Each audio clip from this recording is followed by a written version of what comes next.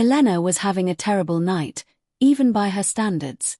She was wearing the standard uniform for the staff at the Obsidian, a crisp white shirt and a black pencil skirt that hugged her frame, but the clothes felt heavy, like armor that had just failed. Her deep, cocoa-brown skin looked pale under the restaurant's aggressive chandelier lights.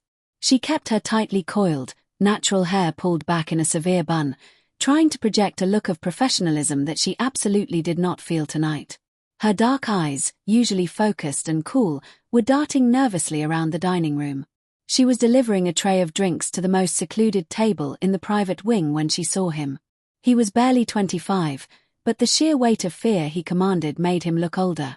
He sat at the head of the dark cherrywood table, casually leaning back in his chair. Damien had that specific look of wealth that didn't need to shout, a meticulously tailored charcoal grey suit, dark brown hair slicked back, giving him a severe look. His icy blue eyes, however, were the real problem. They weren't just cold, they were flat, like two chips of glass. They looked at people not as human beings, but as obstacles or assets. Elena had been warned about him since he started frequenting the high-end establishment. He was the young, feared European Mafia boss, and tonight, he was here to make a point. As she set down a crystal glass of sparkling water, Damien spoke without looking at her. "This water," he said, his voice quiet but sharp enough to cut through the soft lounge music, "is warm." Elena froze, balancing the heavy tray. The silence that followed felt like liquid nitrogen pouring over the entire room. All the other diners, wealthy patrons, and nervous associates stopped their conversations. They knew what was happening. "I apologize, sir," Elena said, her voice steady despite the sudden thump-thump-thump of her own heart against her ribs. She didn't let her nervousness show. She'd learned long ago that in rooms like this, fear was a weapon others would use against you. "I will bring you a new glass with fresh ice immediately." "No," Damien said, finally tilting his head up. His icy blue gaze landed on her, and for a terrifying second, Elena felt like he was looking straight through her to the complicated and guarded secrets she kept inside. "No, you don't understand the problem." He picked up the crystal glass and slowly, deliberately, turned it upside down.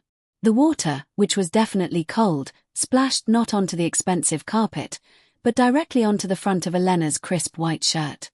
A gasp rippled through the room. The cold shock of the water made Elena jump, but she didn't drop the tray. She didn't scream. She didn't even drop her eyes. "The problem, Waitress," Damien continued, his voice still low and conversational, "is that you are careless. Carelessness has consequences." He paused, letting the water soak into her clothes, making the white shirt almost transparent. It was a calculated, public humiliation meant to break her dignity in front of everyone. He reached into his jacket and pulled out a thick wad of euros, tossing them onto the table. "You work for me now. When you work for me, you are perfect. You understand?" Elena stood there, wet and publicly insulted, feeling the heat rise in her face. Every instinct she had screamed at her to throw the tray down, to tell him exactly what she thought of his cheap power play. But years of survival training, years of knowing how to disappear and stay safe, kicked in.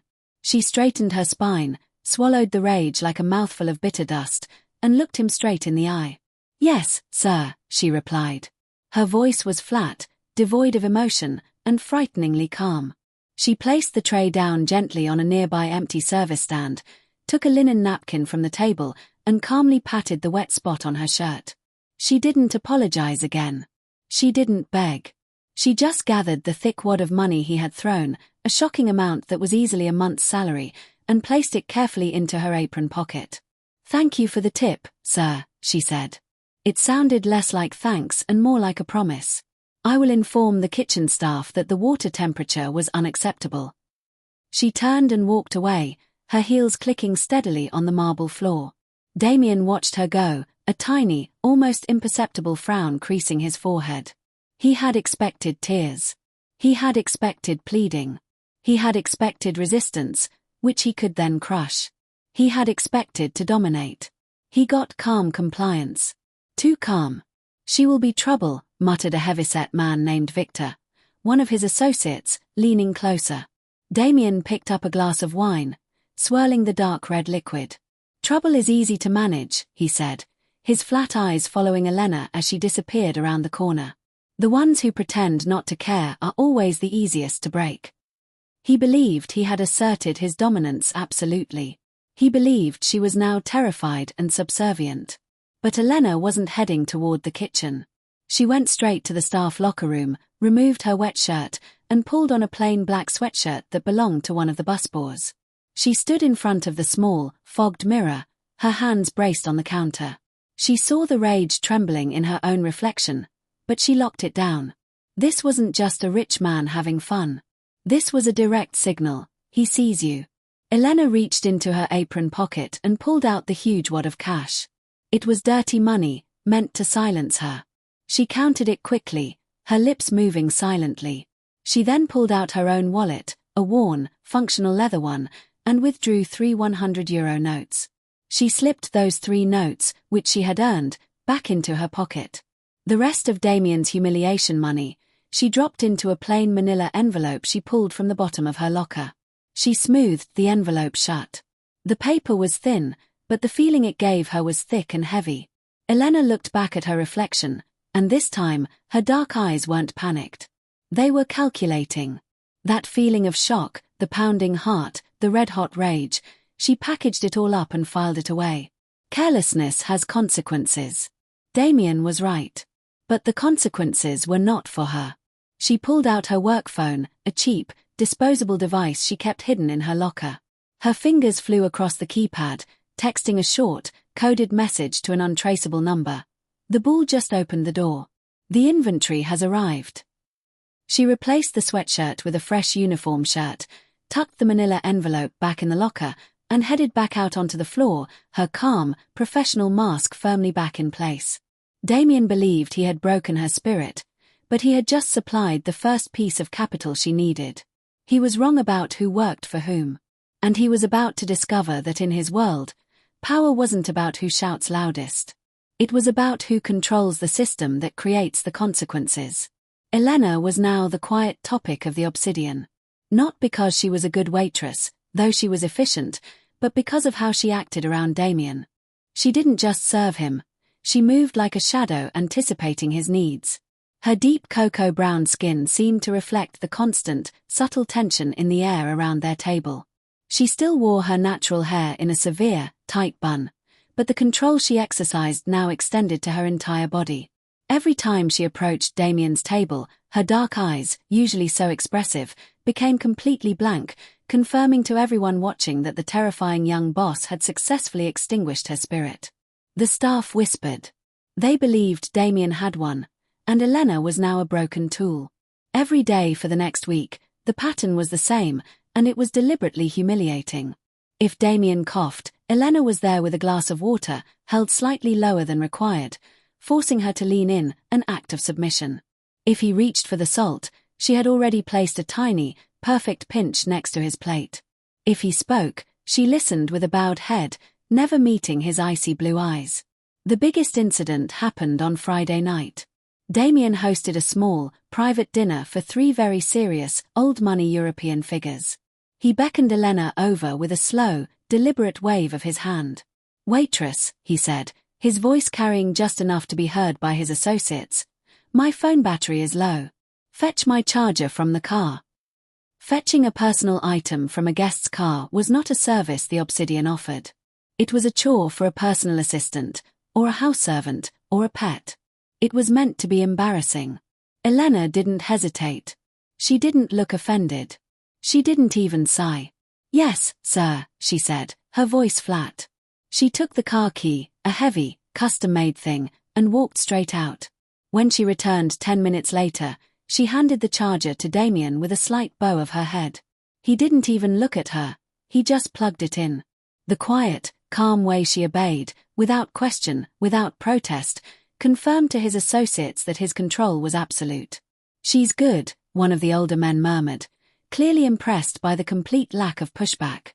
"She understands who signs her checks," Damien replied, dismissing Elena with a flick of his wrist. The audience, watching this play out, was meant to believe this was the end of the story. The powerful man crushes the powerless woman. Elena looked exactly like a woman whose spirit had been completely broken.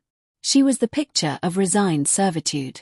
Later that evening, in the narrow, hot corridor near the kitchen, Chloe cornered Elena. Chloe was one of the senior waitresses, a tall white woman with bright red hair and a kind face that was currently etched with worry. She wore the same uniform as Elena, but she carried herself with a weary strength earned from years in the service industry. "Elena," Chloe hissed, glancing nervously toward the swinging kitchen doors. "You need to stop this. You need to tell the manager you won't serve him anymore."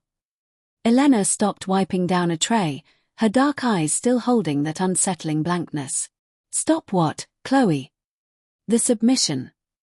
Chloe whispered fiercely. "It's degrading. It's not our job to be his errand girl. The way you let him talk to you, the way you just take it. You look like you're sleepwalking, girl. He broke you. You have to quit." Chloe reached out and gently touched Elena's shoulder. "Please, for your own sake. He likes seeing you submit. You're giving him too much power." Elena pulled away, her movement subtle but firm. She gave Chloe a polite, almost pitying look. "I appreciate your concern, Chloe," Elena said. Her voice remained steady. "But I have bills to pay. And Mr. Damien is a very generous tipper. I understand the rules of this game better than you think." "This isn't a game, Elena, this is abuse." Chloe insisted. "You are worth more than this." "Maybe," Elena agreed, but her eyes were already scanning the corridor, calculating the time until her next assigned task. "But sometimes, you have to appear worthless to figure out what others value." She turned her back on the genuinely concerned Chloe and walked away, leaving the older waitress shaking her head in frustrated pity. Elena walked with the slight, subservient stoop she had practiced. She returned to the dining floor, but instead of going back to the service stand, she moved toward the heavy, floor-to-ceiling silk curtains near Damien's table. Damien was still talking to his associates, deeply engrossed in explaining a complex financial maneuver involving offshore assets. Elena knelt down near the corner of the wall, pretending to adjust the hem of the thick velvet curtain. The move was so subservient and mundane that no one paid her any attention. But Elena wasn't fixing the curtain.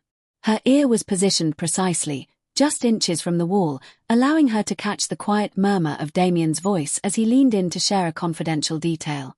"The new structure is completely clean," Damien was saying. "The Cayman entity, Cerberus Solutions, is owned by a shell company in Malta. The paper trail ends there. No one connects the money to the source." He chuckled, confident in his own cleverness. "It's invisible. No system can trace that." Elena's heart did a slow, hard thump. Cerberus Solutions. It was a name. It was a piece of information. It was exactly what she had risked her dignity to find. She remained kneeling for another minute, listening to the harmless details about his associates' wives and golf scores, allowing the moment to cool. When she finally stood up, she looked exhausted, submissive, and completely defeated, exactly as everyone expected her to look. But as she walked away toward the safety of the service area, a tiny, hard-won light sparked in her dark eyes. Damien thought he had forced her to fetch his charger, giving her a meaningless task. In reality, he had given her access, the window of time she needed to be alone near his table without suspicion. He thought he was teaching her about submission. She was teaching him about intelligence gathering. He believed the power of his fear had broken her. He didn't realize that fear was the perfect cover for a woman who was quietly and systematically collecting every piece needed to destroy the system he trusted most. The waitress was gone. The strategist was awake. Damien was irritable. He sat in his usual chair at the obsidian, tapping his customized gold ring against the mahogany table. It was the same chair, the same suit, the same icy gaze, but the usual confidence in his posture was frayed. Things were going wrong, small things, but their consequences were large and immediate. Elena approached the table, moving with that unsettling quiet obedience. Her dark eyes remained fixed on the tablecloth as she refreshed his drink.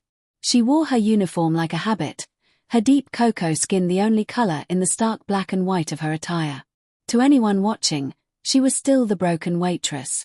Damien ignored her, focused instead on the frantic conversation he was having with Victor, his trusted lieutenant, the heavyset man with a permanently worried expression. The shipment is stuck in Naples, Victor. It was supposed to be in Brussels 3 days ago.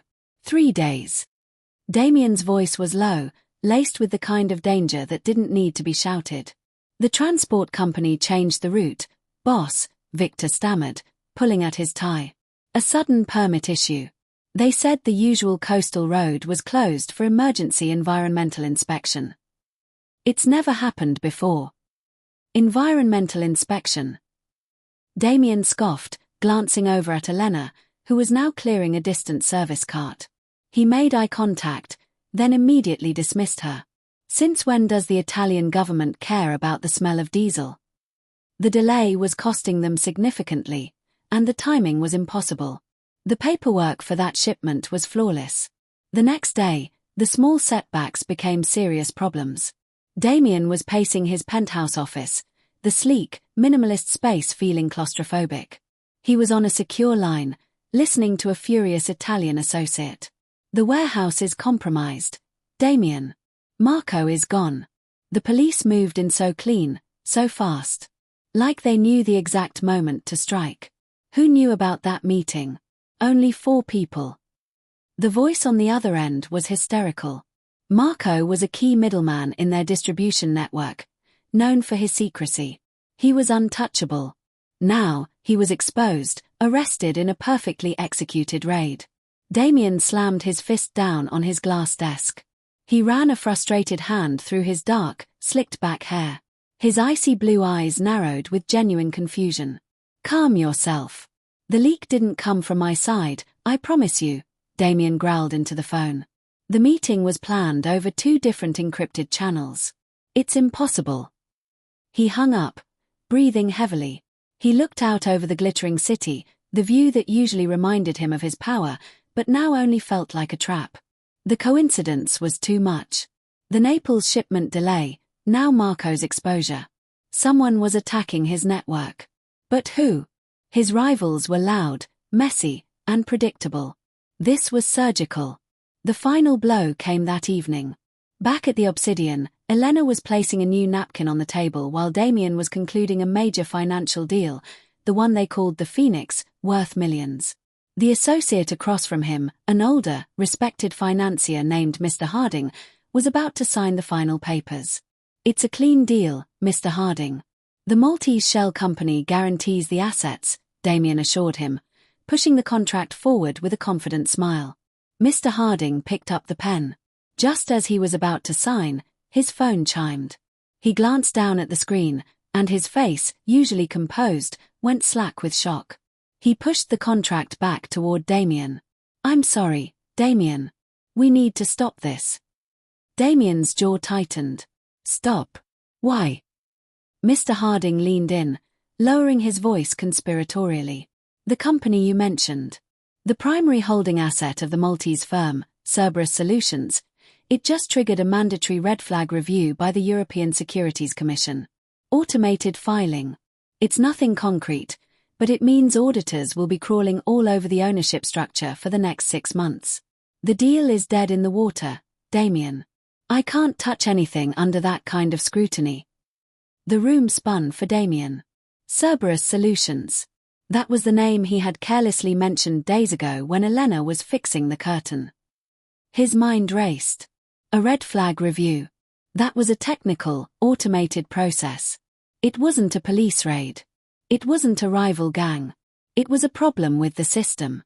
Damien was brilliant at avoiding laws, but terrible at understanding the bureaucratic processes that created them.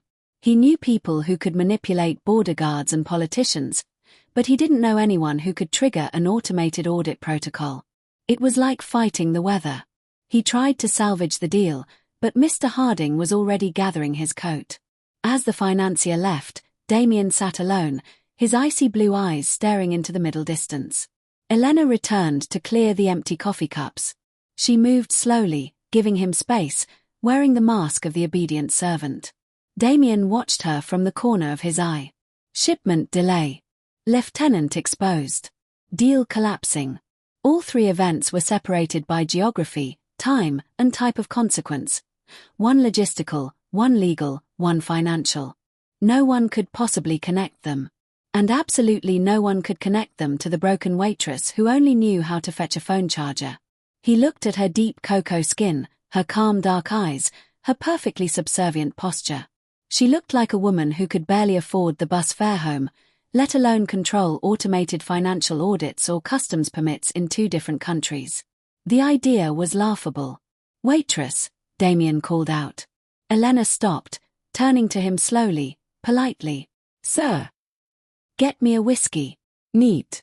The Macallan 25-year-old.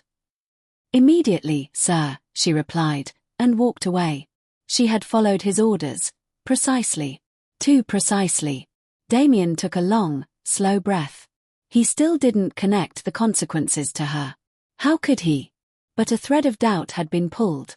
He recognized the feeling. He was fighting a ghost, and the only person who had been physically present for all 3 events was the person he had publicly humiliated and then dismissed as powerless. He believed his system was under attack by a powerful, organized rival. He didn't realize that the rival was an expert in systems, and she was already standing inside his house. The clock on the wall of the minimalist office read 3 a.m. Outside, the great European city lights were muted by the pre-dawn gloom. Inside, the only light came from a massive curved monitor displaying complex layers of financial and legal data. Elena was no longer the waitress. She was dressed in clothes that fit her true purpose: sharp, dark trousers and a simple, high-necked cashmere sweater that spoke of quiet authority. Her deep cocoa skin looked richer under the soft glow of the screen. Her natural hair was still tightly coiled and pulled back, but now it looked severe and deliberate, not subservient. Her dark eyes, usually guarded and blank at the obsidian, were intensely focused, sharp, and analyzing the cascading information. She was seated in a sophisticated, temporary workspace, a safe house she rented quietly under a shell corporation. The data she was analyzing was a breakdown of the automated red flag alert triggered on Cerberus Solutions, Damien's Maltese holding company. It showed the precise timing and the specific vulnerability that caused the system to flag the transaction. Elena wasn't just a former waitress, she was an expert in system vulnerability analysis and corporate enforcement. She had spent the last decade working for a highly discreet, international consulting firm that specialized in helping governments and major corporations find the weaknesses in their own financial security and logistic structures. Her expertise wasn't catching thieves, it was identifying the small, non-obvious entry points that criminals, or rival entities, used to exploit the global system. She understood bureaucracy, automated protocols, and the tiny, often overlooked administrative procedures that could paralyze a multimillion-dollar operation. She zoomed in on a specific entry, a micro-adjustment in the shipping manifest for the Naples route that had triggered the environmental inspection flag. It wasn't a hack. It was a simple, subtle misuse of a code that meant the cargo contents now technically violated a regional safety statute. No human would have spotted it, but the automated review system did. A simple routing error, Elena murmured to herself, a small, cold smile touching her lips. Just enough delay to introduce doubt. Her work in exposing Marco had been even cleaner. Marco's secure communication channels were indeed strong, but Elena hadn't broken the encryption.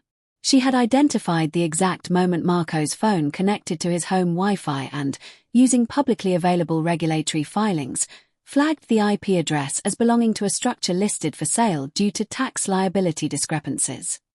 This kind of information, tax liabilities, shipping codes, automated audit protocols, was meaningless to Damien. He dealt in threats and violence. Elena dealt in paperwork and policy. Elena leaned back in her chair and pulled up a digital file named Project Obsidian.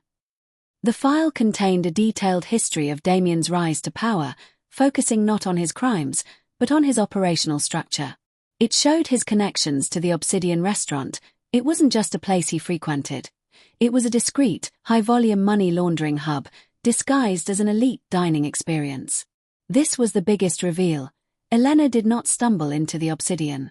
She had deliberately chosen the restaurant months ago, taking the entry-level waitress job that no one else wanted.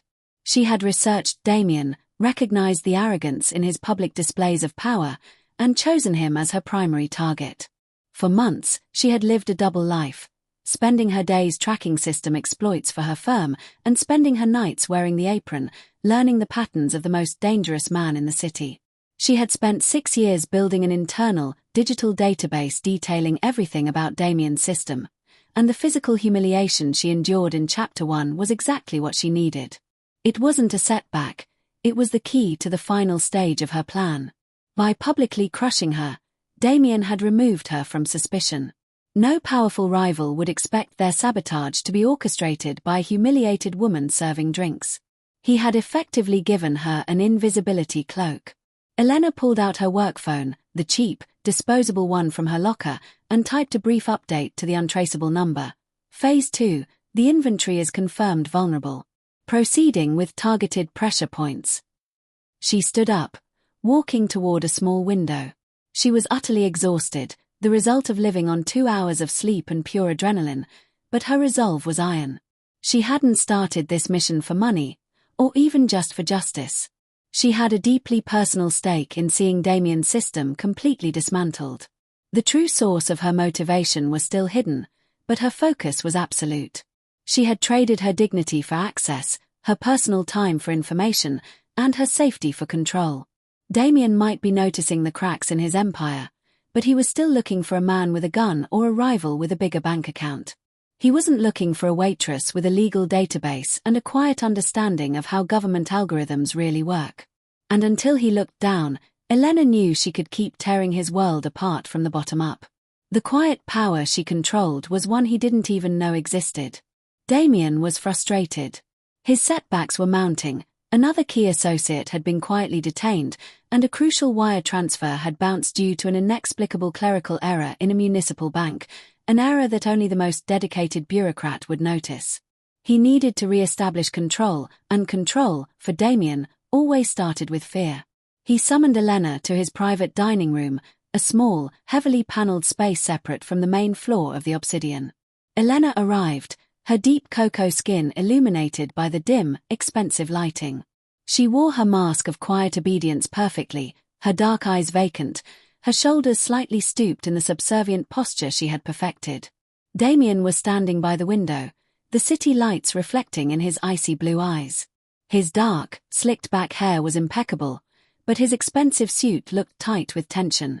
"Close the door, waitress," he commanded, his voice devoid of the usual theatrical threat. It was flat, dangerous, and purely predatory. Elena closed the door silently. "I asked you to fetch my charger last week, didn't I?" Damien asked, turning to face her. "Yes, sir," Elena replied, her voice soft, almost a whisper. "And you did it perfectly. You obeyed every instruction," he continued, taking a slow step toward her. He was trying to invoke the memory of the previous public humiliation, to make her feel small and powerless again. "But my troubles have multiplied since then. My network is failing." He stopped just a foot away, forcing her to look up slightly. "The problem, waitress, is not always the obvious attack. Sometimes, the problem is a leak. A tiny, insignificant drip that spreads poison through the whole house. Do you understand, Elena?" He had used her first name, not in a friendly way, but as a deliberate reminder that he owned her identity. Elena looked at him. She did not flinch, nor did she retreat. She saw the rage, the fear of losing control, and the desperation in his icy eyes. "Yes, sir," she said, her voice remaining perfectly steady. "I understand. I believe you are saying that carelessness has consequences." Damien paused. That was his line. He stared at her, expecting her to look terrified that she had dared repeat his words. But Elena continued, her tone calm, precise, and entirely devoid of fear. "And I believe you are also asking me if I understand what happens to the leak," she went on. "If the leak is small and hidden, the house falls. But if the leak is visible, it is stopped. Immediately." She wasn't begging. She wasn't threatening. She was simply stating a fact, using the cold, calculating language of his own world. Her words were surgical. Damien felt a jolt of genuine surprise. This wasn't the broken waitress he thought he owned. This was a chess player speaking. "And which kind of leak do you think you are?" he challenged, tilting his head, testing her. Elena met his gaze, finally letting a sliver of her true intelligence show in her dark eyes. "I am the consequence, sir," she said. "The consequence of your carelessness. You taught me the lesson. If you want to be perfect, you must observe every detail. Every weakness. Every vulnerable point in the system." "And what system did I expose to you, waitress?" Damien asked, leaning closer, his curiosity now overriding his desire for dominance. "The greatest system of all, sir," Elena replied, her voice almost a lullaby of calm authority. "The system of expectation. You expected obedience. You expected weakness. And that expectation, sir, is your greatest vulnerability." She took a slow, deliberate breath, maintaining the eye contact. "If you are struggling with leaks in your system, perhaps you should look at the foundation. Not the servants who clean up the water." The silence hung heavy. Damien realized two things instantly. First, this woman was infinitely more intelligent than she pretended to be. Second, she was not afraid of him. She was analyzing him. He felt a primal urge to slap her, to crush her physically and restore the emotional power imbalance. But he didn't. He couldn't. Her words, so calm and precise, had landed too cleanly. He stepped back, running a hand over his tired face. "Get out," he ordered, not with rage, but with exhaustion. "Sir." "Get out. Go back to your duties," he repeated, turning back to the window. Elena executed a polite, professional half-bow. "As you wish, sir." She opened the door, slipped out, and closed it quietly behind her. In the privacy of the dining room, Damien stood still. He was breathing quickly. He hadn't broken her spirit, he had only sharpened her mind. He realized he didn't feel the contempt he was supposed to feel for her. Instead, a strange, toxic sense of respect began to creep into his mind. He respected her ability to stand her ground, her use of language, and her utterly fearless demeanor when facing his violence. He suddenly understood why his associates had been so easy to replace. They only feared him. They never challenged him. But Elena, she was challenging his entire worldview, using the quiet, insidious power of logic and consequence. This respect was more dangerous than the fear he had craved. Fear kept her away. Respect, to a man like Damien, meant bringing her closer. It meant asking questions. It meant relying on her. He picked up his phone, cancelling his next appointment. He needed to know more about the waitress who spoke like a lawyer and moved like a ghost. He needed to know if she was just a sharp-witted servant, or if she was the source of the chaos that was slowly choking his life. The humiliation was over. The obsession was about to begin. The atmosphere in Damien's penthouse office was thick with panic. The luxurious room, usually a fortress of calm and control, was now a staging ground for disaster. Damien stood staring at a complex financial report displayed on a large screen. The figures were bad. A sudden, massive withdrawal of investment had happened overnight from 3 of his key European holding banks. "This is not a system error, Victor. This is a raid." Damien roared, running his hands roughly through his dark hair. His icy blue eyes were wide with genuine terror, the sight of which was rare. Victor, the perpetually anxious lieutenant, stood wringing his hands. "It's worse than a raid, boss. It's Alessandro. He's finally trying to choke us out. He waited until our assets were exposed by that Cerberus audit flag, and then he hit us with a liquidation order." Alessandro was a long-time rival, but Damien had always dismissed him as too loud and disorganized. This was surgical. This was the work of someone who understood timing. "We need a firewall. We need a legal countermove now," Damien demanded, grabbing his secure phone. "We can't, boss," Victor groaned. "The legal teams are all tied up in fighting the auditors." And Alessandro filed the liquidation order using a loophole in the EU Corporate Integrity Pact, a loophole we didn't even know existed. "We're bleeding assets by the hour." The situation was dire. Damien was cornered by a bureaucratic technicality that was destroying his financial foundation faster than any bomb. Then, the doorbell to the penthouse rang. Damien ignored it. "Who the hell is that?" Victor checked the security feed, his face slackening with confusion. Boss, it's the waitress. Elena. Damien stared at the screen. Elena, in a simple dark coat, stood outside, holding a small, nondescript briefcase. His mind snapped back to their last confrontation, to her calm, precise words about consequences. "Let her in," Damien ordered, curiosity and desperation warring in his voice. Elena walked into the crisis zone, looking impossibly serene amid the chaos. She still wore the air of humble service, but her dark eyes were sharp and aware. She walked past Victor and stopped directly in front of Damien, who looked down at her, raging. "I'm slightly busy, waitress. Did you come here to tell me my office is dusty?" Damien sneered.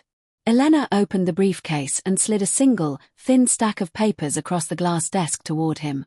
"You are under attack by Alessandro, sir," she stated calmly, her voice quiet but authoritative. "And you are losing because he is using an administrative weakness you overlooked." Damien stared at the papers. Victor quickly snatched them up. "What is this?" Victor demanded, reading the top sheet. His eyes widened. "Boss, this is a stay of execution filing against Alessandro's liquidation order. Filed with the Brussels Commercial Court, and it's valid." "Impossible," Damien breathed. "How did you get this? Our lawyers couldn't even identify the loophole, let alone file a countermotion." Elena stepped closer. "Alessandro used the EU Corporate Integrity Pact's liquidation rule," she explained, looking directly into Damien's icy blue eyes. "But he overlooked the Pact's rebuttal clause, Article 4, Section B. It allows a company under administrative duress to demand a 72-hour judicial review if they can prove the liquidation filing was initiated using previously classified or non-public regulatory data." She tapped the documents. Alessandro's entire argument relies on data that, for weeks ago, was still classified by the EU Directorate of Financial Compliance. "I knew how to access that data stream and I filed a private memo weeks ago, detailing the Pact's weakness, which now makes Alessandro's current filing technically improper." She had predicted Alessandro's move, neutralized the evidence weeks before it was used, and only she knew the exact counterclause needed to shut it down. Damien sank into his chair, the adrenaline draining away, replaced by a cold, calculating respect. This wasn't luck. This was brilliant, preemptive warfare.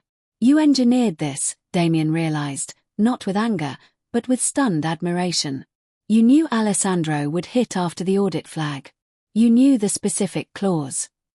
Elena confirmed it with a small, unwavering nod. "Carelessness has consequences, sir. But so does preparation. This document buys you 3 days. The bleeding stops now." She paused, folding her hands neatly over the briefcase. The mask of the broken waitress was gone. She stood tall, her deep cocoa skin gleaming under the soft lights, embodying pure, cold competence. "I solved your crisis, sir. Now, we discuss the terms of our future employment." Damien looked at the papers, then back at Elena. He knew he should feel rage, but all he felt was the heady rush of survival. "Terms?" he echoed, a dangerous smile spreading across his face. "You want money? A promotion?" "No," Elena said, setting down the briefcase with a soft thud. "I want access. Complete, unfettered access to all of your logistical and financial operations. No lies, no secrets. I will restructure your network, protect you from all future systemic failures, and crush Alessandro completely. And what do I get in return?" "You get to keep your empire," Elena stated simply. "And I get to be the only person who knows how it truly works. I will run the system, Damien. You will be the face." She leaned in, her dark eyes locking his gaze. "You need me to survive. You will no longer command me. You will consult me." The reversal was complete. Damien had set out to break her, but in a desperate moment, he had just granted her the keys to his entire operation. He didn't just need her. He was now utterly dependent on the woman he had publicly humiliated. He looked at the papers that saved him, then at the woman who demanded his obedience. He slowly smiled, a predator acknowledging a worthier hunter. "Welcome to the team, Elena," he said. The terms were set. The power had shifted. The game was now officially hers to control. The atmosphere had changed completely. Elena was no longer the humble waitress in the starched uniform. She was now the invisible core of Damien's operation, sitting across from him in the penthouse office, dressed in the dark, severe clothes that matched her authority. Her deep cocoa skin seemed to glow with quiet competence, and her dark eyes held a knowledge that made Damien deeply unsettled. Damien, still dressed impeccably but looking intensely tired, was already consulting her. He was following her strict instructions to restructure his financial flow, and the process felt like submitting to an extremely painful, yet necessary, surgery. We need to move the Canadian Shell Corporation, North Star Logistics, into the jurisdiction of the Singapore Trust, Elena explained, pointing to a data map on the screen. The tax treaty loophole in the current setup is a political target in 2 weeks. It's too high risk. Damien nodded, but his mind was not on Singapore. His icy blue eyes were fixed on Elena, searching for the crack in her composure. He was now her boss in name only. In practice, he was her most volatile client. I need to understand something, Elena, Damien said, leaning forward. You said you filed a memo weeks ago, predicting Alessandro's move. How? How did you know the precise moment he would find that specific loophole? Elena paused, meeting his gaze. She knew this moment was coming. She needed to give him a truth that was embarrassing enough to satisfy his ego, but not complete enough to reveal her final motive. It wasn't a guess, sir. It was engineering, Elena stated, her voice calm. I knew Alessandro was desperate.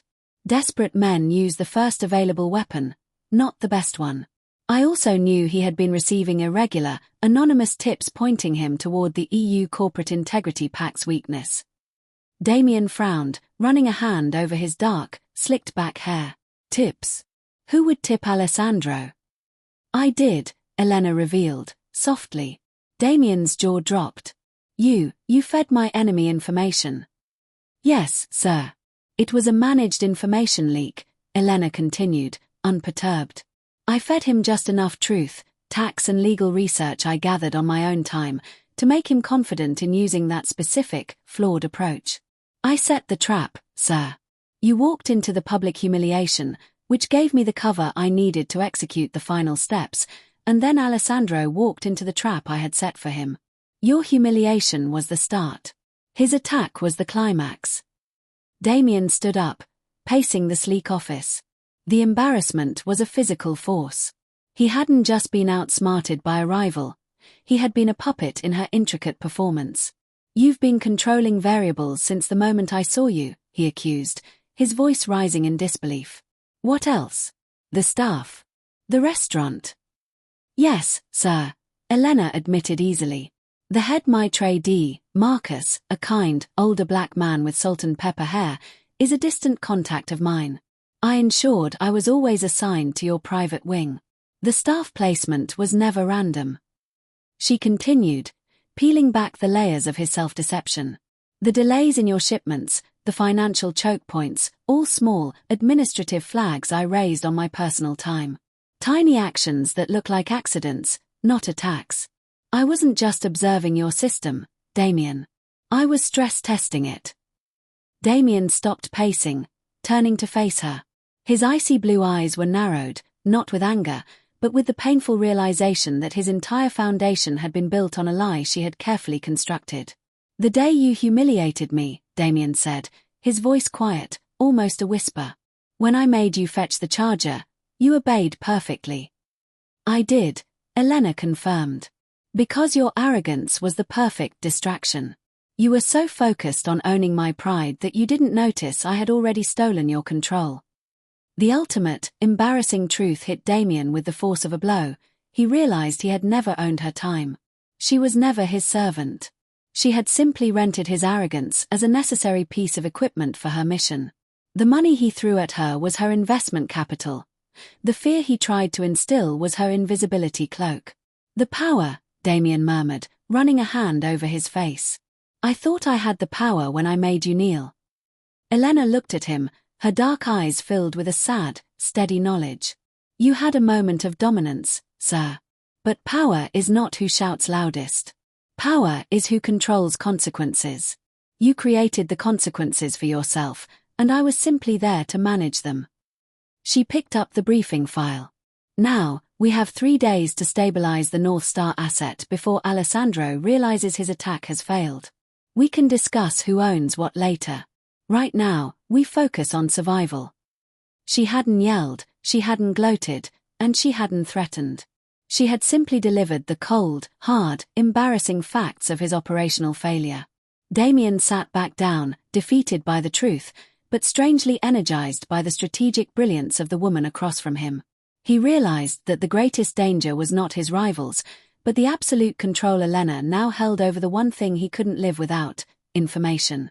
He was alive because she allowed it, and he hated it, but he had to accept it. The man who thought he was a predator had become the prey's most valuable asset. Damien was a man drowning in his own loss of control. He had accepted Elena's terms, and the resulting stability was undeniable. Alessandro's attack had been completely nullified, the financial leaks were plugged, and his organization was functioning with a terrifying, quiet efficiency. But the price was Damien's peace of mind. He couldn't stand the sight of Elena sitting in his office, calm and competent, her deep cocoa skin contrasting sharply with the pallor of his own rising fear. He had to regain the balance of power, and for him, that meant resorting to the only language he truly understood: intimidation. He decided to make his move during a crucial meeting with his inner circle, a group of 3 hardened lieutenants, including the anxious Victor. Elena was presenting a restructured asset acquisition plan, speaking in her quiet, authoritative voice about regulatory compliance and offshore risk mitigation. She was wearing a simple, dark suit, her tightly coiled hair pulled back, embodying total professionalism. Damien interrupted her mid-sentence. "That is enough, Elena." He stood up, walking toward the windows, his movements heavy and deliberate. He wanted the entire room to feel the sudden drop in temperature. "You speak a great game about structure and consequence," Damien sneered, turning back to face her. His icy blue eyes were lit with a dangerous, unstable fire. "But you are still just a waitress who figured out how to read a few bank codes." Elena stopped speaking. She looked at him with a simple, steady expression, not fear, but a weary patience. "You seem to forget who you are addressing," Damien continued, his voice dangerously low. He walked directly to her chair, leaned over the table, and slammed his hand down inches from her. The crystal glass next to her rattled violently. "You are replaceable. You are a tool. And tools are used until they break, then they are discarded. I could have you removed from this city, and no system in the world would ever find you. Do you understand true power, waitress?" He was close enough that his breath stirred her hair. He waited for her to flinch, to tremble, to beg for him to pull back. He wanted her dark eyes to fill with tears or panic. He needed the room to see that he still controlled her life. Instead, Elena just blinked once, slowly. "Yes, sir," she replied, her voice remaining perfectly even, almost bored. "I understand true power. True power is leverage. And if you remove me from this city right now, your new compliance filing, the one that stopped Alessandro's entire liquidation, reverts back to an audit flag in exactly 48 hours. She paused, lifting one calm hand and gesturing toward the 3 terrified lieutenants. "If you discard the tool, sir, you discard your entire defense system. And your inner circle is watching to see if you are reckless enough to let the ship sink out of wounded pride."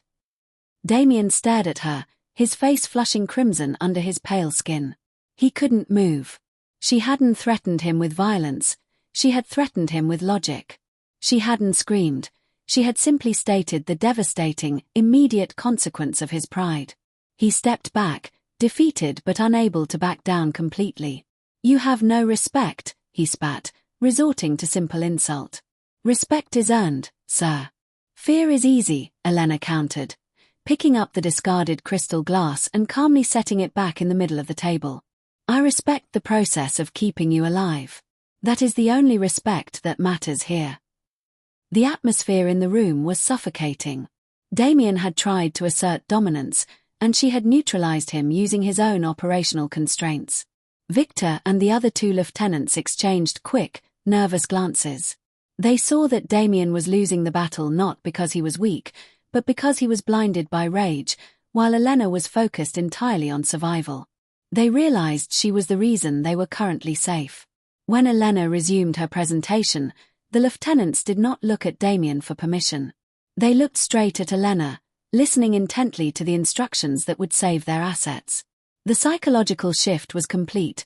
The inner circle was beginning to doubt their boss's stability and rely entirely on the quiet strategist. Later that evening, the failure was absolute and private. Damien was waiting for her as she left the office. He didn't yell. He didn't threaten. He just looked at her with pure desperation in his icy blue eyes. "Why are you doing this, Elena?" he whispered, his veneer of control completely gone. "I tried to break you. You won. You have all the power. Why are you still here, working for me? What do you actually want?" Elena paused, her dark eyes finally showing a flicker of deep, personal emotion. "You gave me the key to a system, Damien. A system that has cost me and the people I care about everything," she said softly. "I am not here to take your money. I am here to dismantle the entire system you represent, piece by quiet piece. And I will only finish when the game is irreversibly over." She didn't wait for his reaction. She simply walked past him, leaving him standing alone in the dark corridor, staring at the fact that he was completely, utterly dependent on the woman who wanted nothing less than the total annihilation of his world. His violence had failed. His mind was next.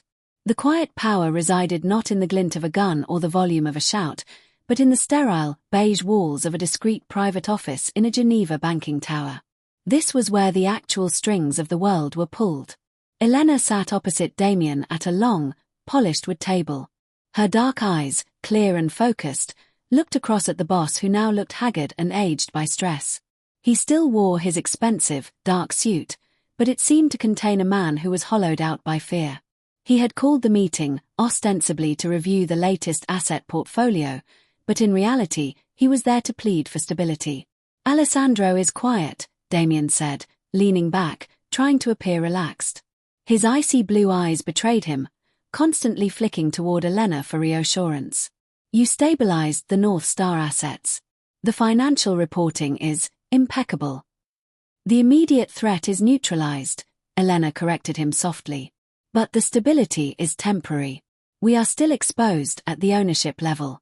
You control the companies, but you do not control the system that monitors the companies. That system is now looking closely at you." She slid a sleek, black tablet across the table. "I have presented you with 3 options for the complete, long-term operational restructuring of your network," Elena stated. She spoke not as an employee, but as an architect presenting plans to a client who had no choice but to build. Option A. Full compliance and liquidation. You liquidate all high-risk assets, register your primary operations through the legal trusts I set up, and move to absolute, traceable regulatory compliance.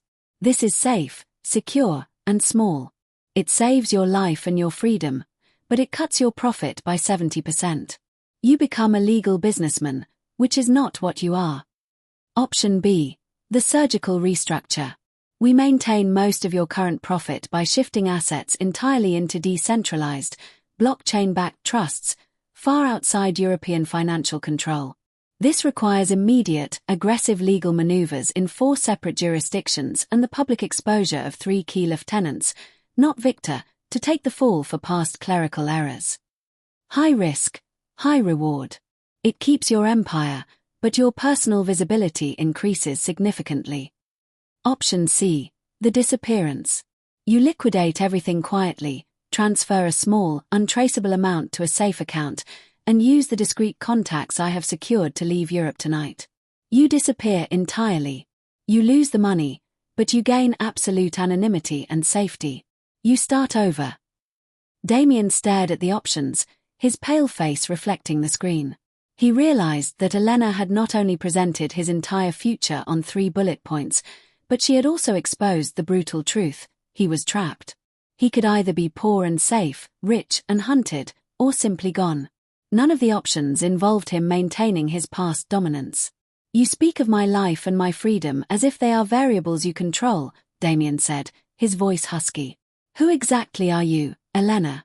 What gives you the authority to offer me these choices?" Elena looked him straight in the eye. Her deep cocoa skin was calm, her expression utterly composed. I am the person who can implement any of these choices immediately, and the only person who knows the administrative triggers that will either protect you or expose you, she replied, her voice remaining quiet. When you broke that glass of water, Damien, you created the circumstance for me to become the one who understands how consequences are truly managed. She leaned forward, and the simple, quiet sentence landed with the weight of a thunderbolt. She did not raise her voice, did not use a single threat, but the reversal was complete. You work for me now, Elena said, her voice soft and final. Your survival is a project that I manage. You need to choose the project parameters. Damien didn't fight. He didn't even argue. The humiliation was total because it wasn't theatrical, it was factual. He realized the line wasn't a threat, it was a statement of operational reality. She had simply become the boss of his life. He stared at the tablet, his mind reeling from the realization that his violent world had been defeated by a woman who specialized in paperwork and process.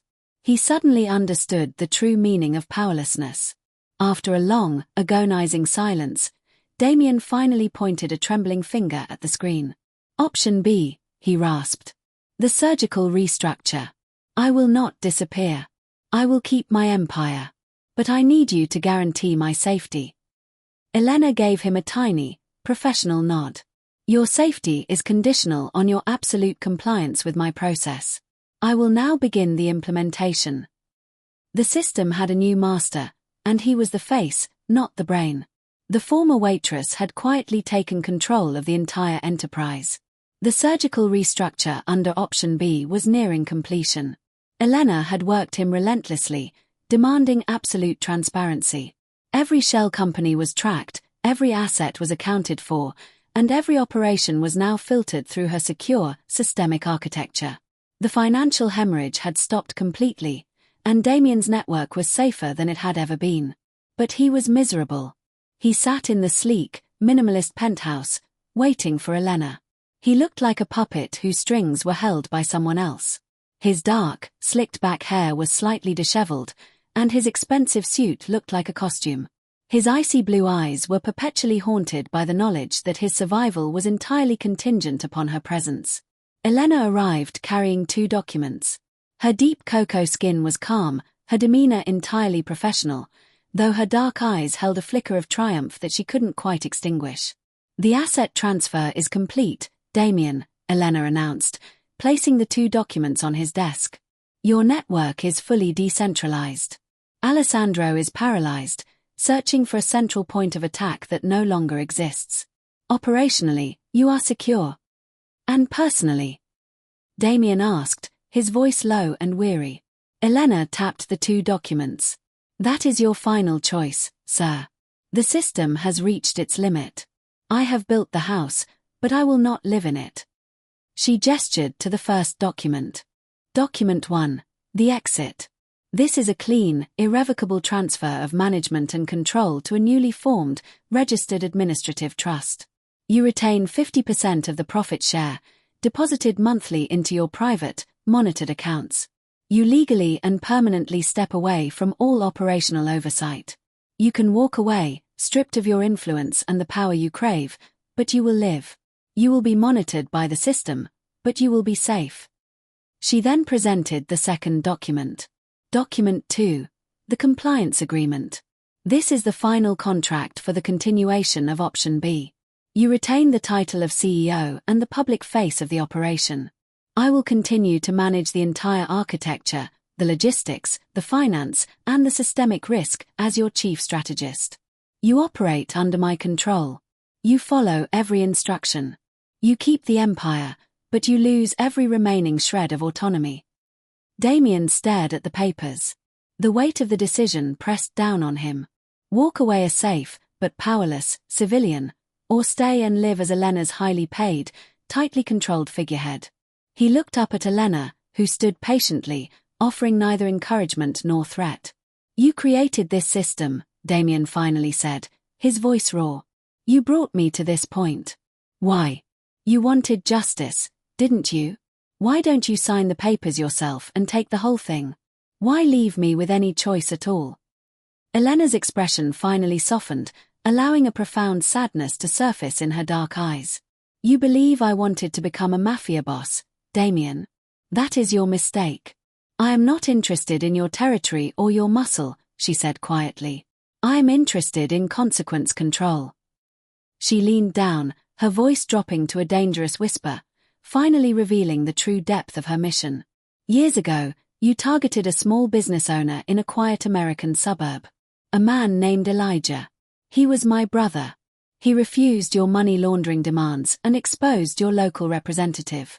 Your revenge was to use your system, your financial choke points, your legal pressure, to destroy his life completely, forcing him to flee into a witness protection program. Damien tried to recall the face, but there were too many victims. I don't remember him. Of course you don't, Elena said, her voice laced with cold fury. He was a tiny variable. But I remember. Your organization, the system of untouchable power, took the man I loved and made him disappear. I realized that the only way to save him and everyone else you touched was not to fight you with violence, but to fight the system itself. She tapped the documents one last time. I didn't come here to become a crime lord, Damien, Elena stated, her eyes hard. I came here to become something much worse to you. I am not interested in running an empire. I am interested in running the regulations, the rules, and the compliance architecture that make an empire impossible to operate without total transparency. She stood tall, her shadow falling over him. The waitress does not become a mafia boss. She becomes something worse, the regulator. She was the quiet, absolute master of the bureaucratic jungle, the one who enforced the unseen hand of law and finance. She could never be threatened, because she had no assets to steal and no muscle to fight. She simply controlled the levers of his own world. Choose, Damien, she commanded. Walk away and be free, or stay and be my perfect prisoner. It is unavoidable. Damien looked down at the documents, tears of frustration gathering in his icy blue eyes. He couldn't walk away from the power. He never could. With a shaking hand, he reached for the pen and, with a final, desperate sigh, signed document 2, the compliance agreement. He had chosen the cage. The waitress had won.